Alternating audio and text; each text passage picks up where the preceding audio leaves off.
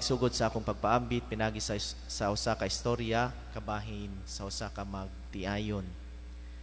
Tungod sa ilang kaawayon nakahukom kining magtiayon nga magbulag. May pag magbulag ta kaysa mag-agwanta ko sa maot nimong batasan matod sa asawa. Ug mitubag ang bana, o sige, bulag kun bulag.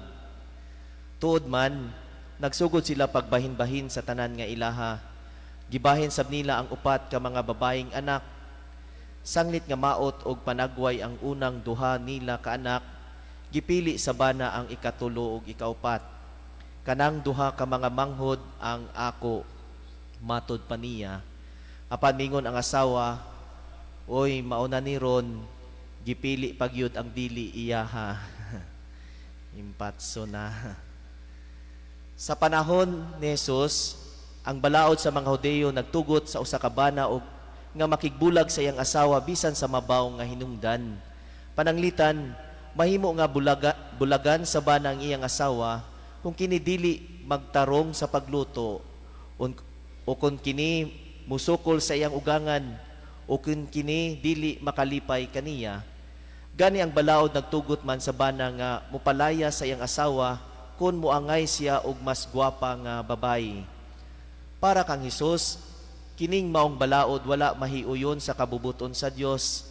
Dili lang tungod kay luoy ang mga babayi, kundi tungod kay ang kaminyoon gimugna sa Ginoo nga malahutayon. Dinhi sa Pilipinas, ang divorce nagpabiling illegal nga sa ato pa wala itugot sa balaod. Sa Amerika o sa daghang dapit sa kalibutan, legal ang pagpakigbulag sa mga magtiayon. Apan bisan tuod legal ang divorce sa ubang mga dapit, nagpabilin kining immoral sa mga mata sa Dios ug sa atong simbahang Katoliko. Dili nato ikalimod nga bisan dinhi sa atong nasod adunay mga tawo nga pabor sa divorce sa unsa mang mga rason. Adunay moingon nga ang tawo angay nga hatagan og laing kahigayunan kun masayop siya sa unang kaminyoon. Ang uban muuyon sa divorce alang sa mga magtiayon nga dili na magkasinabot.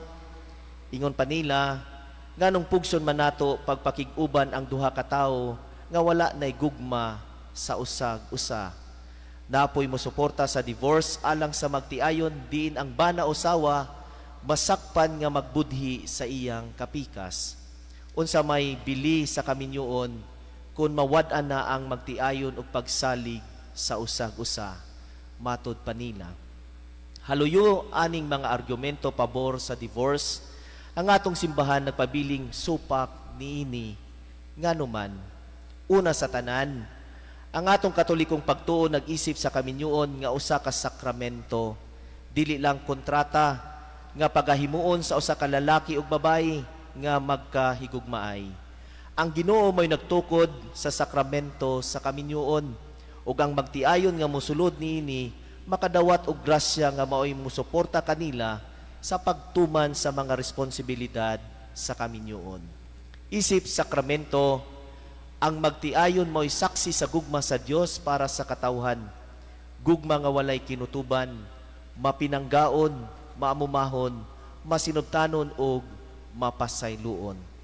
Diya sa Ebanghelyo, gipadayag ni Jesus ang labing unang plano sa Ginoo para sa kaminyoon. Sa sinugdan, sa paghimo sa kalibutan, gihimo sila sa Dios nga lalaki o babayi. Tungod niini, ang lalaki mubiya sa amahan o inahan aron makigiusa sa asawa. Ang duha mahimong usa ka lawas. Dili na sila duha kundi usa ka lawas. Busa dili angay bulagon ni bisan kinsa ang gihiusa sa Dios. Klaro kaayo nga para kang Hesus ang kaminyoon giplano sa Dios nga malahutayon. Kung atong tugutan ang divorce, ang kaminyoon dili na mahimong sakramento o hulagway sa walay kinutubang gugma sa Dios. Ang laing bugat nga rason nganong nga mubabag kita sa divorce mao ang kaugmaon sa mga anak ug labot nini ang kaugmaon sa katilingban.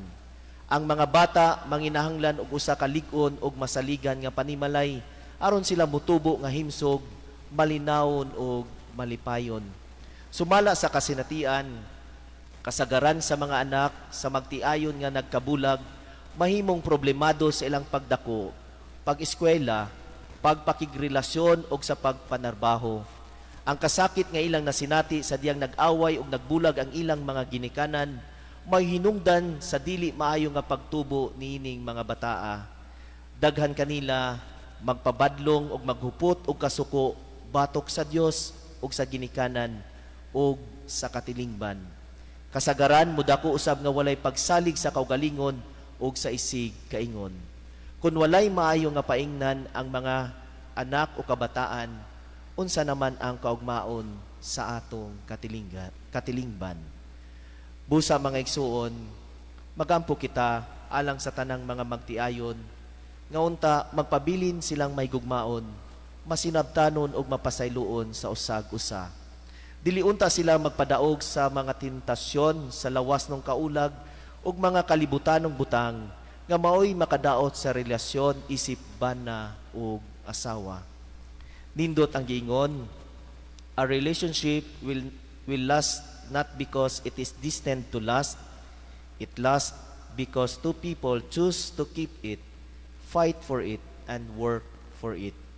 Ug sa katapusan, magampo kita alang sa mga pamilya nga nadaot tungod sa panagbulag sa mga ginikanan, sa ilang malisod nga kahimtang, mabati unta nila nga wala sila pasagdi sa Dios.